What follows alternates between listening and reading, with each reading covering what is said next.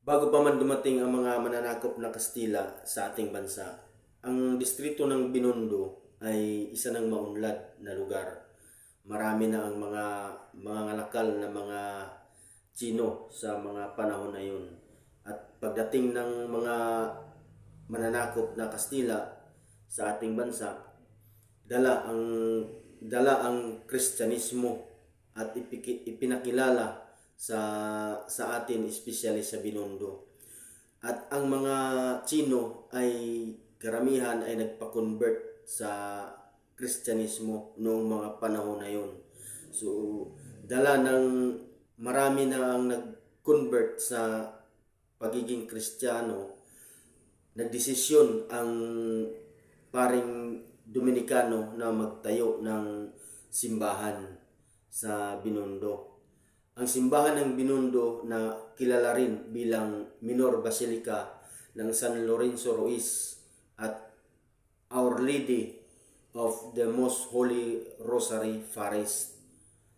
Sa Espanyol, Parroquia Basilica de San Lorenzo Ruiz y Nuestra del Santísimo Rosario. Ang distrito ng Binondo, dyan ang itinayo ang unang gusali ng mga paring Dominiko noong 1596.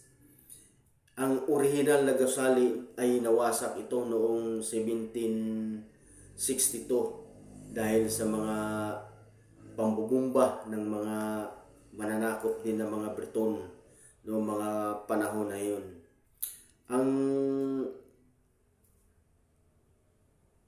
simbahan din ng Binondo ay nawasak din ito noong panahon ng ikalawang digmaan noong 1941 hanggang 1942. So dito din sinanay at hinubog ang kauna-unahang santo sa ating bansa na nakanonize noong 1987 na si Saint Lorenzo Ruiz. Ang kanyang ama ay Tsino, ang kanyang ina ay isang Pilipina. So,